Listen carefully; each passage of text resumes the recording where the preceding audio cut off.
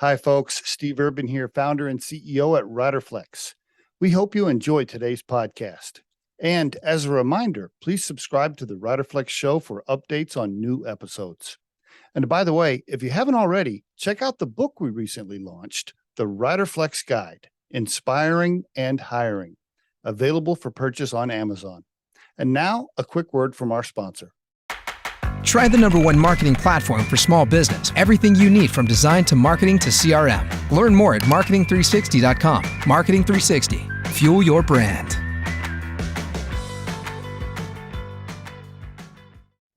Joerg Storm on the Riderflex podcast. Hello, sir. How are you today? Perfect. Thanks for the invitation, Steve. Yeah. Where are you and what time is it there? I am in Stuttgart, Germany at 6 o'clock evening. 6 o'clock. Well, I appreciate you doing this late in the day. Thank you. No problem.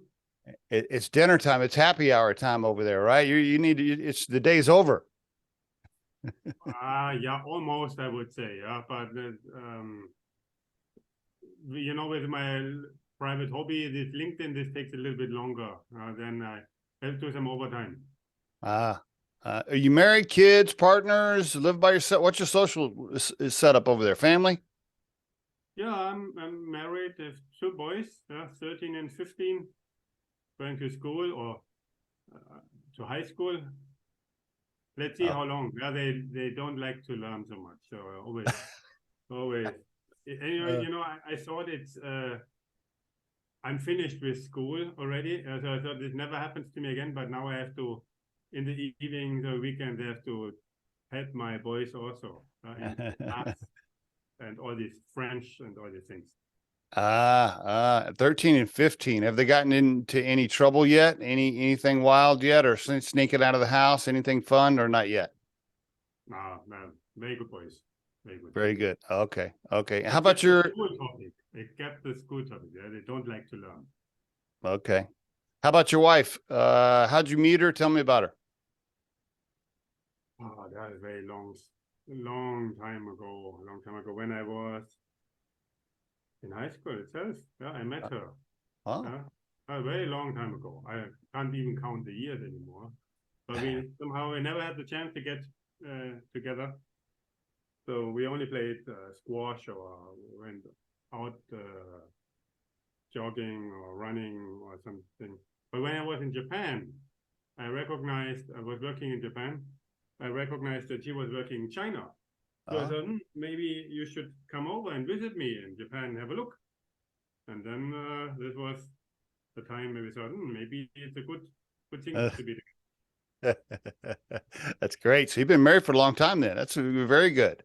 Okay. How many languages do you speak? The German, more or less. English, you see, not so good. It's okay. Yeah, I tried myself in Japanese. Watashi wa Joerg desu. Dozo yoroshiku. That means, hello, I'm Joerg. Nice to meet you. But my Japanese is very bad. And I would also speak Washe Joerg. Hengaoshin Renshini. This is Chinese. I'm Joerg. Nice to meet you. Okay. But my Chinese is on the same baby level as my Japanese, so not good. And your boys are learning to speak French, you said? Yeah, in Germany you must learn English at high school, plus then a second language, either French or Spanish, or even some you have to learn, for example, Latin. I see. Yeah, interesting.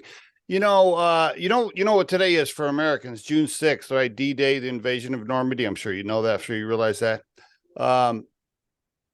Interesting that I'm talking to you and you live in Germany on that day. We didn't schedule it that way. It's coincidence, I guess.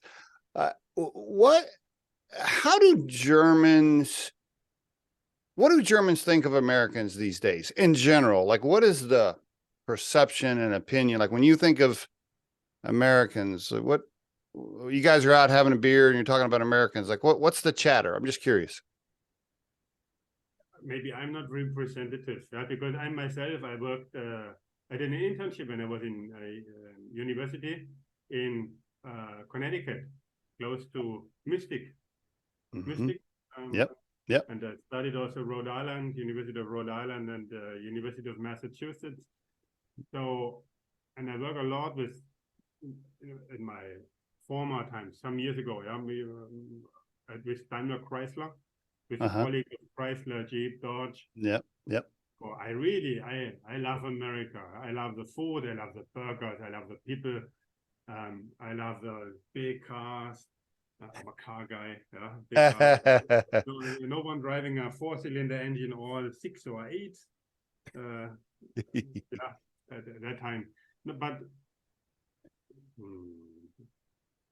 well, I cannot say about the generic people, but what I thought is that maybe because US is so big, there's maybe no need to have, for example, a passport. So I could not imagine. There's probably no German who has no passport. Oh, really? I see. But when I was visited US, there were some people which didn't have even a passport because yeah, right. Interesting. You're right. Yes. And so this thing, I would not say. I would nothing negative. Is the food better here or at home in Germany?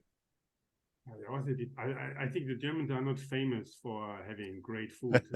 Would say the best thing has the German chef, or maybe I like the US food, yeah, but always the portions are super big. Yeah. If you go buy something in supermarket, a gallon orange juice, that's something you don't find. Yeah, you have a liter, for example. Portions are pretty big, but I like the steaks and burgers and all of these chicken wings. I always never be able to cook them by myself in that way. I wanted. It's interesting you bring up the fact that people in Europe in general, I think, are more worldly traveled, probably Germans especially. You just go to more countries, right? And so many people in the US, you're right, they don't have passports, they've never been out of the country. Hell, some of them haven't even been out of their own state. You're right, you're a little more worldly traveled. Do you know how many countries you've been to? Have you ever counted how many countries you've been to total in your life? About maybe 50, maybe. Wow. I don't know. Maybe definitely more than 20, 30, 40, 50, maybe something. Wow. And what's one of your favorite spots of all time? If you had to think about it, what's one of your favorite locations? New Zealand. Really? I lived and worked out here in New Zealand. And so I like people, but this is really the opposite, because the beaches, there's no one. There's only penguins and some sea lions, and you see some whales at the beaches, only nature. 3 million people and 30 million sheep or something, if I remember right. So this was New Zealand. They were in the favorite location. Very good. I haven't been there. I'd love to go. Tell us a little bit about, when you got out of high school and you decided to go to university. Why did you come to the U.S. for education? Was that a plan, or talk to me a little bit about that? What was it? 92 to 97. So I did university degree, a diploma. Okay. Before master and bachelor, we didn't have that. We had one diploma, and at that time I said, maybe I want to work. I want to work overseas. I want to work in another country, and then I applied. I went to the German Chamber of Commerce and took some big books with me, and wrote out the cities, locations, companies which I think are interesting. I put everything into it was not Word or Excel, and that it was Word Perfect, I think. Yeah. Perfect. Serial print, and then I think maybe made 100 or 200 fax at the time. And at night, because it was cheaper, I sent those faxes away to all those companies.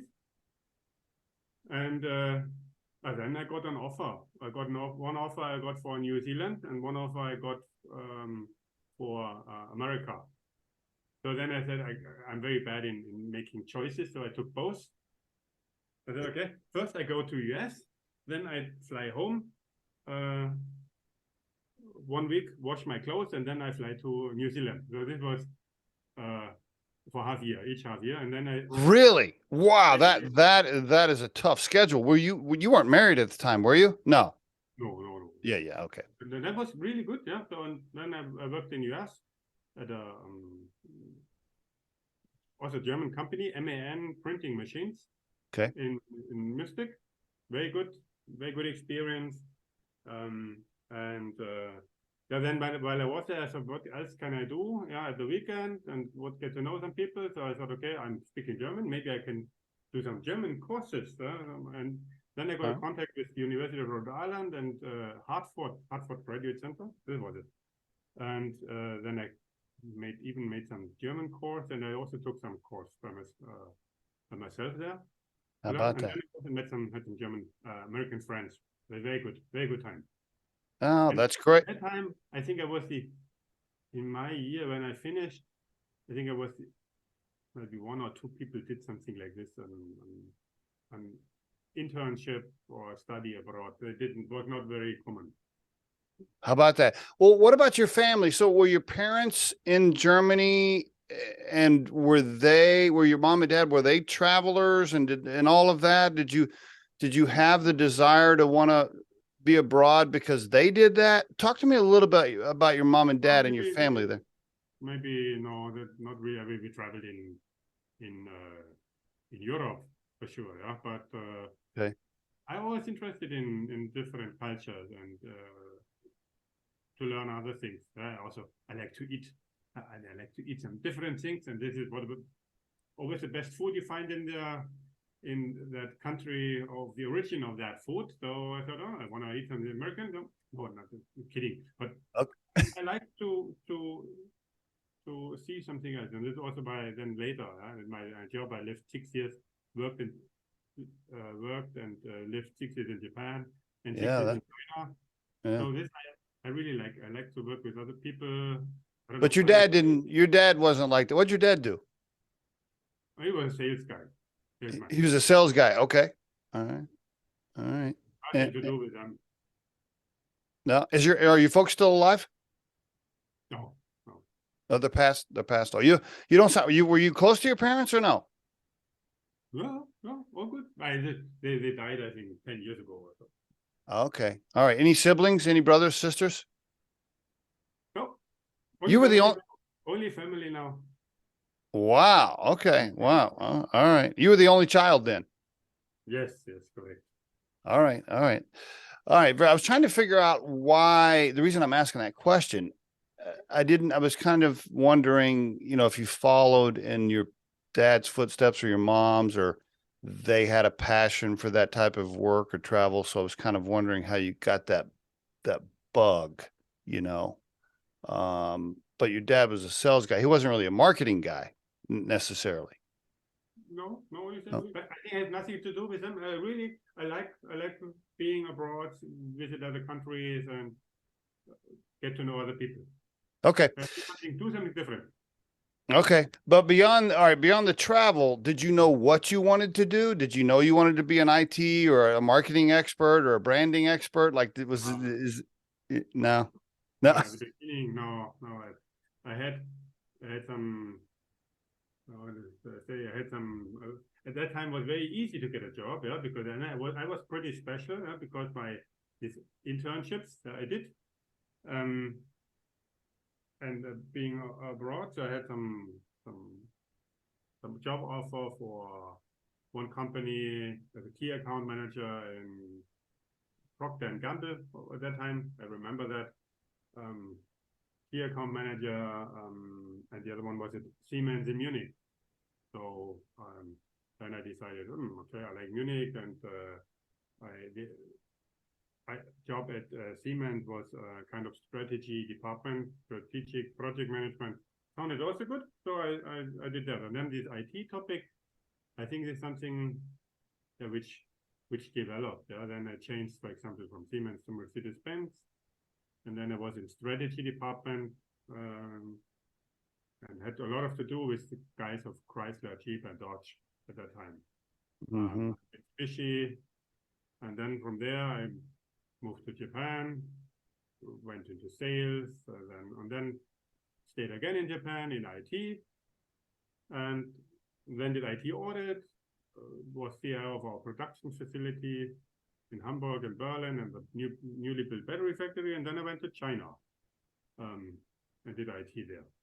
Would you describe yourself now as an IT expert, a marketing expert, a C-level leadership coaching? Like, how would you describe yourself now? Because you've touched so many different functions in your career as you've developed, which has made you this well-rounded, experienced executive. I mean, sales, IT, marketing, branding. I mean, how would you describe yourself?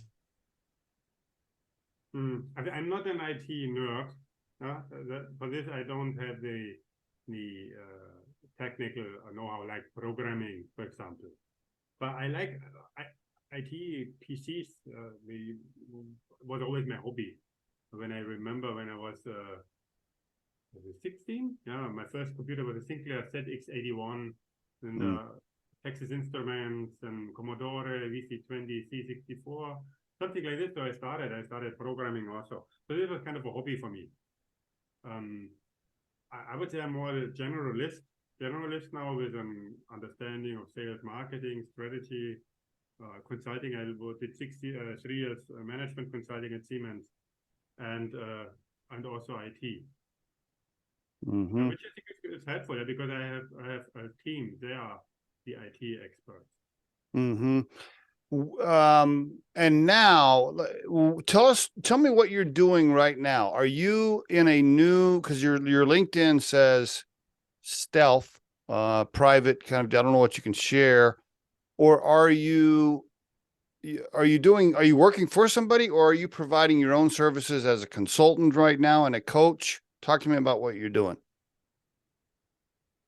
Yeah, I'm still working at Mercedes, but I don't put this in LinkedIn anymore to have it a little bit under the radar, because I have 500,000 LinkedIn followers right now, so I don't need to promote this too much. So I'm in charge of our global IT infrastructure of our banking unit of Mercedes-Benz. The banking unit. What is that? What do they have their own bank, their own finance department? What does that mean? Yeah, leasing, loans, I see. leasing, charging, all of those. I see. And you don't want to mention that because you don't want people pinging you all day and getting a bunch of messages and crap like that. On the one hand, I think I always get approached because if I'm put too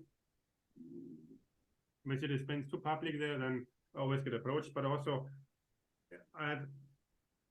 my position, and what is written in LinkedIn, I have to be very careful what I post, what I write.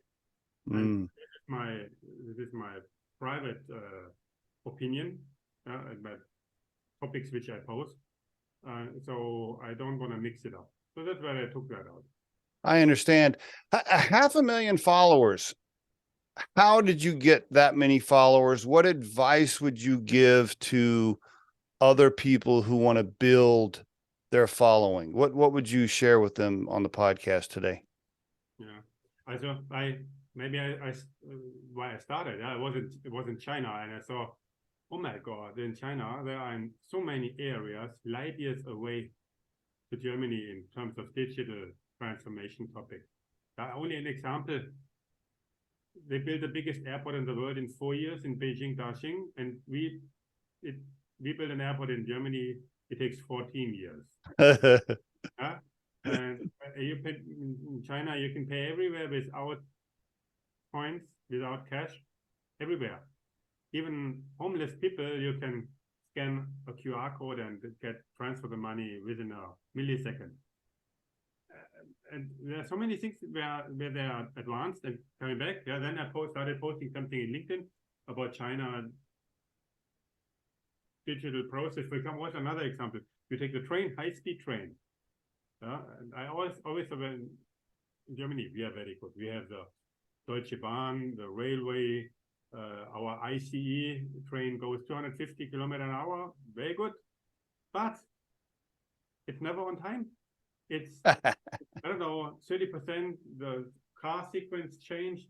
And in the car, in the train, when it drives 200, very often or most of the time, you can't use Wi-Fi or mobile connection. Making a phone call is also very difficult.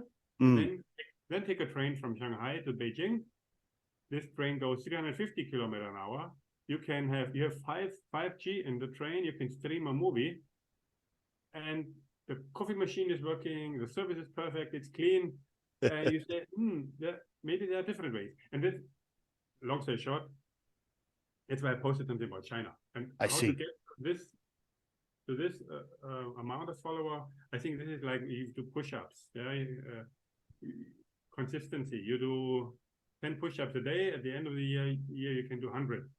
So same here. Consistency. You do every day. You do something, and I think this is consistency is the most important topic. Okay. When you say consistency, do you mean one post a day, 2 posts a day, 1 post a week? What's your recommendation on rhythm for posting? Then I think I'm really bad in that, because at the moment I'm posting quite a lot. I schedule all my posts and they go out automatically then. So Okay. I think I have now maybe 5, 10, more than 10 posts a day. Which is not. This I think is not good. This I need to change. I need to change, because you have some posts that have a very good engagement, like maybe 100 comments. Some maybe only 1 or 2. So this I will change now to maybe maximum 2 posts a day. 1 to 2. Okay. Okay. Should be not more. That's also what I heard from LinkedIn is a better way to do. And this I will change in the next couple of. Are you posting on branding topics, marketing topics, consulting topics, social issues, political issues? How do you decide what to post about? I think if you post something, I only post what I really like. And I read a lot. So everything what I read, what I think is interesting for my follower base, I post. And most of the topic is something about digital transformation, future trends, like for example AI, ChatGPT, which is hype, plus leadership. You all had some bosses, some good and bad bosses, and everything that I see this goes into the leadership area I post. And China for sure too. Because do you stay away? Do you stay away from sensitive social and political topics? Do you stay away from that? Again? Do you stay away from sensitive political and social topics? Do you try not to go down that path there? Because 50% think A and 50% think B. Right. Like Trump and Biden, or whatever you do there, you will make it wrong. Same topic is China and Taiwan, or China and Dalai Lama. I will not touch, because you can only lose with this. I agree totally. Yeah, I agree completely. What is it sounds like you have a great job and you've had a great career. What is your goal with your personal brand and following that you have built? Are you building that for future consulting, like future personal consulting? What's your goal? Yeah, I'm super honest to you. So I did a PhD in parallel to my job. So I was also thinking, why do I need to do that? And number one reason was I like teaching. I like if you go to a university, high school, university, and you teach students, this is very interesting. I really like that. So that was the reason for me to start my PhD. I didn't think that this takes 7 years, but it took 7 years to get it done. But then this is an option I have in my life, because with this doctor, I'm now able to teach at a university, for example, in Germany. I could do, it's like a pilot license. And the same thing with this LinkedIn presence. I think there are a lot of possibilities. I didn't think about now really what to do with it, but I think if I focus more on that topic, yeah, there could be a lot of potential topics I could work on, also interesting topics. Mm. Is that your largest following, LinkedIn, or do you have a following on other social platforms? LinkedIn is number one, yeah, for me. I have a Twitter account, but this doesn't work at all. No idea why. I started also late. I started late. LinkedIn, I started, I think 2 or 3 years ago, I started with that. Mm. Before I only had it as everyone as a kind of CV. Mm-hmm. And Twitter, I think I started half a year ago, and there's nothing, no movement. If someone of your audience wants to add me on Twitter, please do. I only have 125 followers. But your LinkedIn following, you talk about digital transformation, consulting, you talk about trending topics like AI and things like that, personal branding. And you also have on here, I see it says you can book a call. Are you allowing people to book calls with you for coaching and consulting for your services? Is that okay? Yeah. So mostly at the evening time, when I'm free, or the weekend. But this I really like.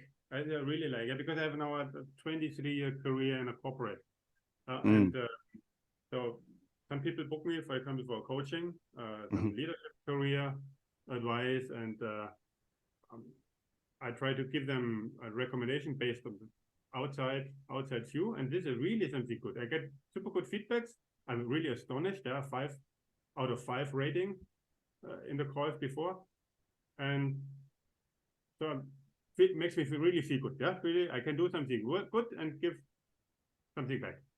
Do you charge a flat fee? Do you charge by the hour? How do you, or is this pro bono, or are you charging a fee? Yeah, I have to charge a fee. Yeah. Before I only do this with a fee, without fee, no, because otherwise I get here too many crazy requests. And in Germany, you know, our tax office, whenever you listen here, the tax authority in Germany, they know everything about me, and everything what you earn, yeah, basically half of it is gone. 42% of that's what you see there, this amount, it's gone automatically. You should tell them. Yeah, you should tell them. Otherwise, you get even more trouble. So, and if you then see this amount minus 42%, then the amount is maybe like an electrician in Germany. Okay. PhD. Okay. So, okay. But I'm not doing this for money. There I do this more for fun. Yeah, it's a little extra, just a little extra vacation money or whatever. Yes, something like this. Okay, very good. And you do video chats with them? Is that what you do? Video calls? Yeah. Okay, and is it usually 30 minutes, hour? Is it 1 session, 2 sessions? How does it work? You can book for 30 minutes, or some people book again and again. Okay. Do you have whatever they need? So I do this on the terms of coaching. Some ask, I think what you asked me, yeah, they like this LinkedIn. How did you do that? Someone to grow their LinkedIn brand, social media presence. I can do that I think pretty good experience in project management. I can support in project management. There are a lot of projects are in bad shape. How to put them back on track, for example. Are your clients individuals or companies or both? Both. Most of them are so far, especially in the coaching area, more individuals in their career questions. Yeah. Leadership questions, and then they approach me, or then also companies, for example, for B2B, for branding.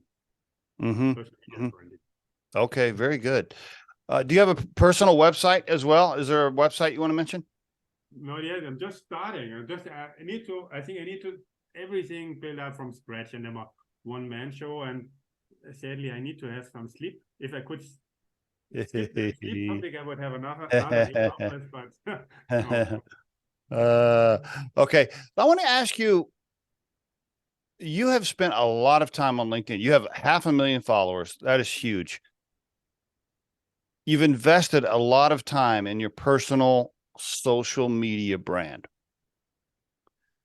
Does it concern you that some of these companies like Twitter or LinkedIn or Facebook or YouTube, does it concern you that if you piss them off, they can just cancel you and turn your account off? Does that worry you?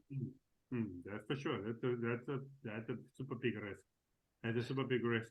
And I think the best thing, I did that too late. The best thing is you always have to have a plan B. Yeah. For example,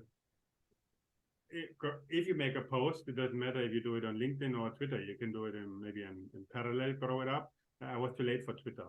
Or if you have some clients, audience, if you want to get in touch with them in future, you better have their email addresses and contact data. Otherwise, if something happens, maybe LinkedIn can go bankrupt or Twitter or whatever. You never know.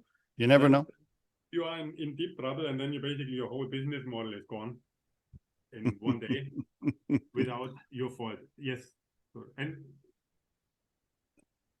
to piss them off, say it in your word, you have to be really careful. You have to avoid those difficult topics. Although maybe my opinion about Ukraine is very clear, I would not post anything because you never know if some Russian troll is wants to do something bad. So I would keep out of that. And should, in your opinion, should companies like, well, I say YouTube, but YouTube's owned by Google, so let's just use that example. Should Google, should they have the power to just be able to wipe out your YouTube channel, or are they so big that there should be some sort of governance around that? What are your thoughts? That they can wipe out my Should they be able to just cancel you? Should Google or YouTube be able to just cancel you, or should there be some protection around that? What are your thoughts? Good, it is an individual company. By using their services, you agree to their terms and conditions. At the end, your own decision of this, how to do. I can survive also without LinkedIn. I can survive also without Google. There are a lot of other suppliers you can use, but maybe will have some negative impact on maybe a potential business model. I think this cannot be regulated, but the other topic could be regulated, how they use the data. Because if I have an internet provider at home, they also can say from one day to the other, after for example, the contract is finished, they quit, or my banking unit, if I get too many payments, let's say from person A, all of a sudden they ask me something, they don't like my answer, my bank, and then they cancel my bank account. Happens, can happen too. So I think the question, this you probably cannot prevent, but the data topic, where is the data stored? What is the data secure? How do they prevent that my data gets stolen, get utilized by other people, other companies? I think this is a very crucial topic, also along with GDPR. All the big companies we're talking about, they are now US companies. All the US companies are strangely blocked in China. They basically copied everything, made it a little bit better. They copied WhatsApp, made WeChat, which is probably 1,000 times better than our WhatsApp.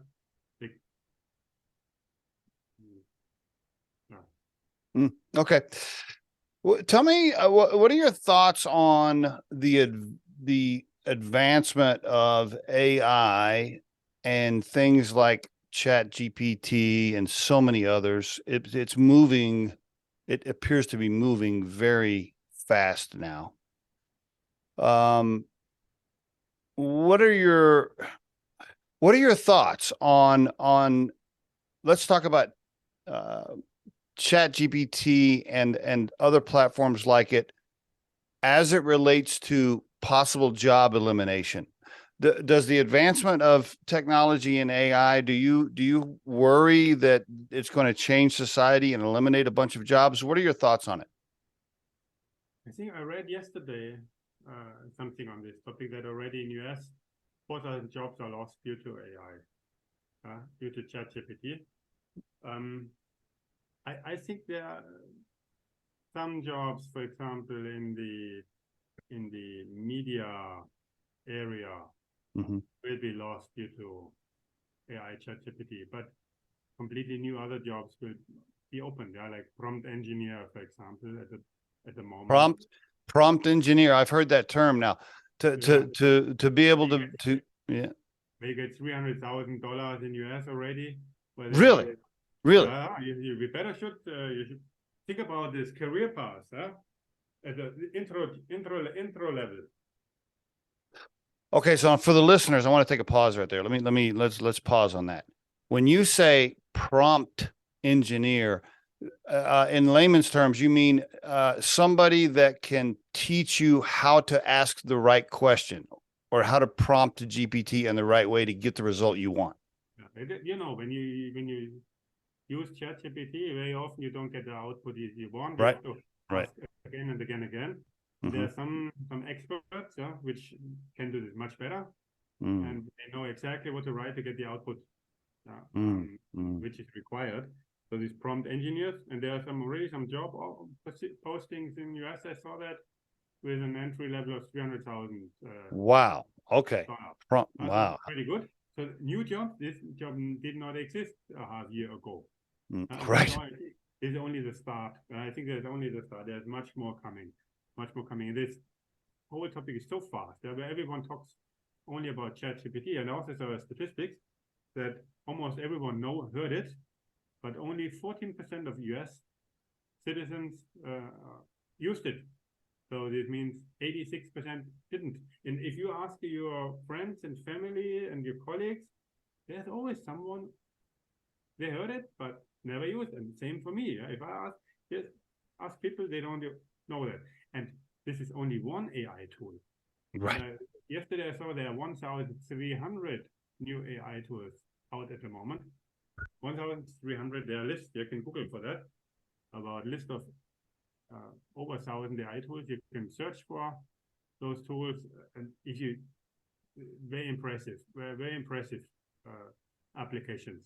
Are there a couple you want to mention right now? What other tools, anybody listening to this episode that may have used ChatGPT, what are 2 or 3 others you recommend they look into right away?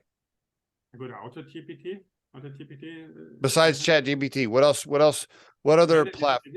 I mean, AutoGPT. There's a ChatGPT. You need ChatGPT Plus abo. Yeah, and then you use AutoGPT. You can automate whole task. And really, this is super crazy. Yeah, there are, for example, you can say, I want to write a book about project management. Do the table of content down to level 3, and for every chapter, write 2 pages. This you can do with AutoGPT. Super crazy to see that, and it's running automatically. Yeah, and not only with old data, but also with internet data. There's one app I would definitely the must-have. Then I use very often Quillbot. What is it? Quillbot. Quillbot. Okay. Rephrasing text, summary of text. This is, I think, very good tool. If you do a lot with text. For LinkedIn, I use Taplio, Taplio, Taplio for LinkedIn, to optimize the post, schedule automatically, and also get some AI input. But there's so many. It always depends. There are some. I know. Why? Interesting. You said 14% of Americans have tried ChatGPT. That blows me away. I can't believe the stat is that low. Why is that? Is it just because human beings don't like change? They don't like learning new things? Well, why do you think that is? I think so. The 14% which used it are the front runner. And you know, like this, the Gaussian curve, yeah? Some which tried new stuff at the beginning, And when this is more settled, then the mass comes, and at the end, some this late Yeah. You front runner. Early adopters. Yeah. Early adopter. Yeah. So I think the early adopters are maybe the 14%. The others, they don't see the potential. They don't know about the benefit. They don't know that it might help them.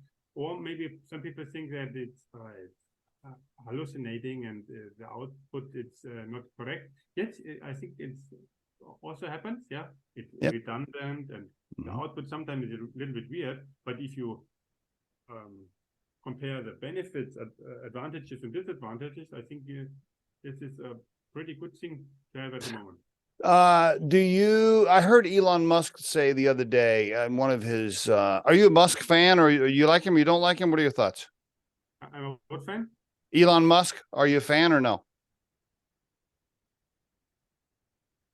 Difficult question. Yeah, but I cannot answer this because of the company I'm working. But I think for sure he is a visionary person, and without him, the transformation the EV transformation would not have been so fast.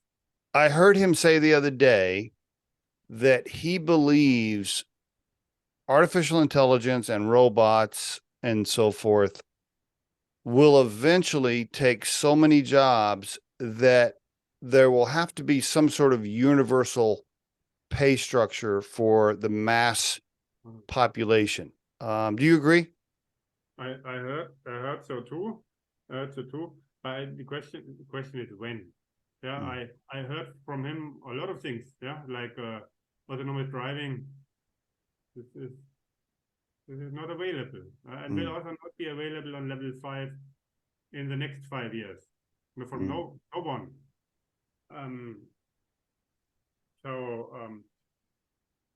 Probably is right, maybe not the next 5 years or not next 10 years. The robots are also not in that quality. They should be. If you see these Tesla bots walking, and then you compare the Tesla bot, for example, to what is the other one? Boston Scientific. Yeah, Boston Dynamics. Boston Dynamics robot. There's also light years away between those two. But could be. But there are some jobs which will never be taken away. Never. Everything what is super creative things or topics where you have to deal with people. Interaction with us. This can never be taken away. Taking a home for elderly people to wash elderly person, to talk to them.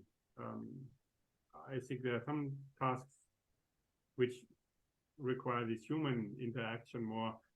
They will be forever be there, and maybe even more important in future with aging people. Yeah, I agree.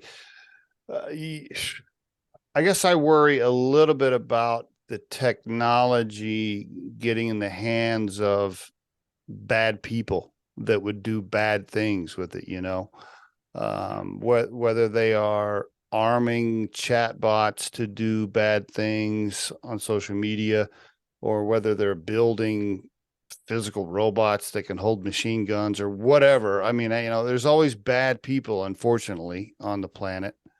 And 0.01% I heard. What is it? 0.01% I heard are the bad ones. Yeah, and they're gonna, somebody's always going to try to do something, terrible with the technology. So I guess I worry about that. Did you hear about this letter that Musk and a bunch of other leaders said, hey, we should, I did not read the letter. I haven't seen it, but it was something to the effect of, hey, we should slow down. We should take a pause. Let's be careful. Did you hear about that? Yeah. There's a statement in this ChatGPT AI topic. AI will not take your job, but someone using AI will. Yeah. Same what you mentioned. Yeah, with there can be a lot of super bad things happen. It's already happening.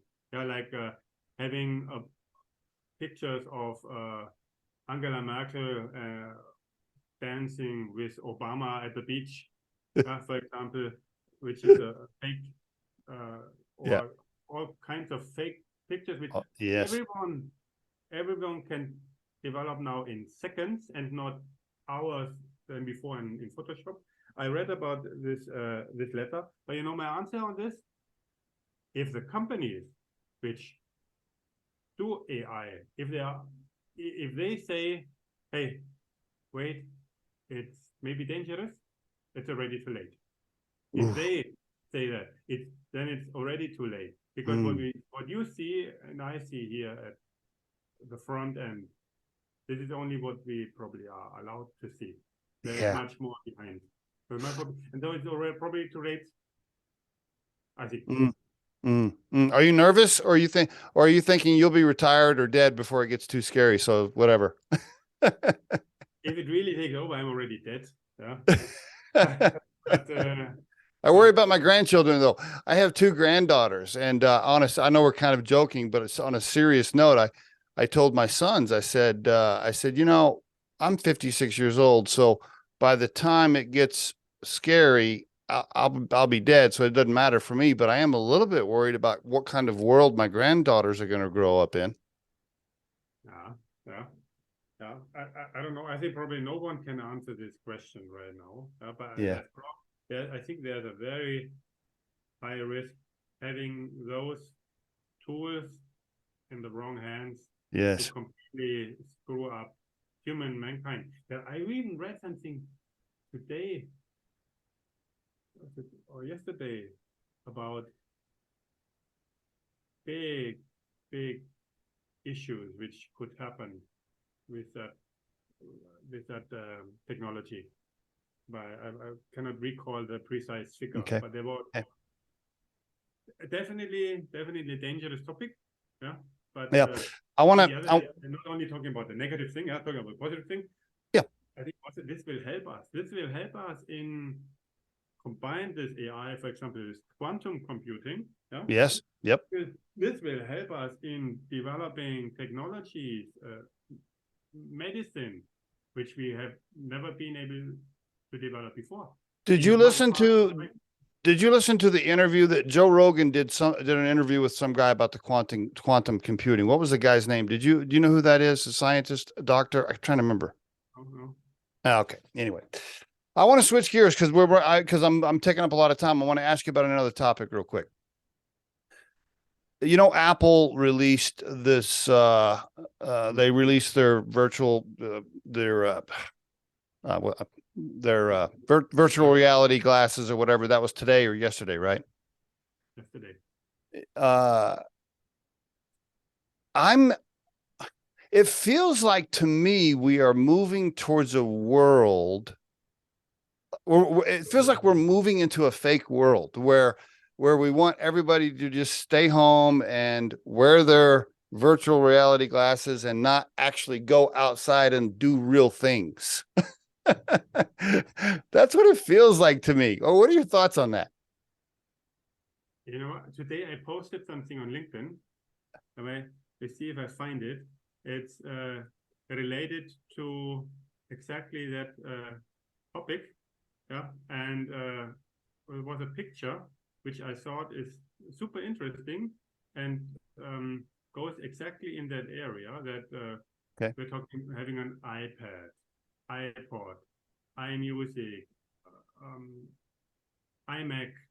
Yeah, here I have the picture in front of me. I watch, and then the guy sitting there is an idiot. Idiot. Yeah, you have him. Yeah. And the guy sits there as an idiot and using iPad, iMac, iWatch, and now these glasses, VR glasses, which make all this technology looks like making us even more lonely. Yeah. Yeah, making us lonely. Yes. But it's really weird. Yeah, you sit at home and talk to at the table or a restaurant. Yeah, it's really weird. Very strange. Yeah. In a restaurant, you look at the people, especially bad. This is in China, yeah. And then everyone looks on his phone, and on the phone they're chatting maybe to other people sitting in other rooms, in another city, instead of talking directly to each other. So I think this technology has also some disadvantages. Yeah. Yes. You know what? It's so funny you mentioned that. My wife and I, we have a very strict rule. Like when we go to dinner with my wife and I, No phone. Like we can't, our phones stay, her phone stays in her purse. My phone stays in my pocket. When we're to dinner, we engage. And you're right. I look across the room and I'll see couples, they're not talking and they're at dinner, and I'm just. Yeah, it's true. And there's some restaurant. I saw an ad in I think Australia, where you have to place your phone in a basket and you get 10% discount. I love that. That is great. Oh, I love that. That's awesome. I think that's a great idea. I think that's a great idea. But I am worried. I mean, the technology is cool and all, but I don't want my granddaughters growing up in a world where they're living through a screen that's not even real, and they're not going outside to talk to real people or experience real things. And it's all in this fake meta universe. I mean, maybe already too late. Because if I see that with my kids, 12 and 13, they love their iPhone and iPad and Xbox and whatever, and I have to tell them, you shut it off now, you go out. Opposite to us, when you and I, when we didn't have iPhone. Oh, I know, right? Yeah. It was just beginning. We always went out to play outside. Yes, with our all the friends, time, all the and time. the parents had to say, you have to go in now. That's right. And now it's the opposite. We tell them go out. But I think this is very, very challenging for the future. Different. Agreed. Agreed. And let me ask you about this, and this topic relates a little bit. Do you think, speaking of, staying home and living in a virtual world, do you think remote work is adding to that problem because people work remotely, so they don't go outside, they live in this fake universe? Do you think more remote work is going to continue? Do you think remote work is going to continue to advance? Or do you think people are going to be pushed back to the office? What's your opinion on that? Yeah, I think we also had to change from only in office, very rarely at home, to 100% at home, and now it's in a hybrid mode. I think there's even a McKinsey study which stated that people working at home work more than I believe it. Office, because you probably, my example, I save 2 hours commuting time every day. And those 2 hours you save, you invest maybe for other topics. And at work, there's a colleague coming, you go to the canteen, cafeteria, and 1 hour off. At home, you take a sandwich and exactly. Yes. eat it while you're doing your emails. I think this is something which will stay, and maybe this will not even be work at home. Maybe this will work from anywhere. This is the aggregation, the right word? It's not like only work for home, but that some companies started already to allow that their employees can work 4 weeks from anywhere. From anywhere, yeah. I think that's great. I think that's great. I think this is very good. But on the other hand, I also think it's also important to go in the office, especially, for example, if you have a team. Okay. And you have to get to know each other. And this is very good, that I talk to you, Steve. But maybe it's even better that we sit together, maybe at evening, and have a dinner and bring something together and talk about other things also. That's right. You cannot do in a Teams or. That's good. That's true. That's true. Are there a bunch of empty office buildings in Germany because a lot of people work remotely now? Are there a bunch of commercial real estate buildings sitting empty? I think so. If you look in the offices, they are often empty. Oof. Majority of people works from the white collar. I would. Boom, boy. I'm glad I'm not in commercial real estate. It's difficult. Combined then with high inflation and high interest rates now at the moment, it's difficult for them.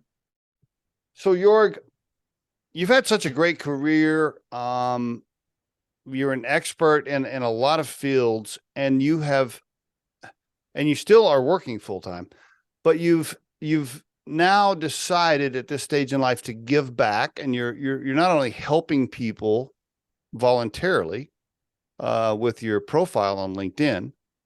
By the way, and I want to call that out for everybody. So everybody can do Dr. Joerg Storm if you look him up on LinkedIn. He doesn't have a website yet, but probably going to launch one pretty soon. If you go to his LinkedIn page, you can connect with him, almost 500,000 followers. And he does have a little link there where you can book a call with him for personal branding, digital transformation consulting advice. What else, Doctor, can they call you for or talk to you about? Leadership coaching for this. Everyone can book me. I would be really happy, yeah, if the topics digital transformation, digital trends, maybe also China are for interest for you, and then just click the follow button, and then you get updated daily on the latest digital trends, for example, like AI, ChatGPT, etc. It's nice of you to give back to society with everything you're sharing for free. That's good. Makes you feel good, right? It's good to give back a little bit. But if you want some additional coaching, you can book some personal time with Dr. Storm as well. I appreciate you being on the show. Thank you.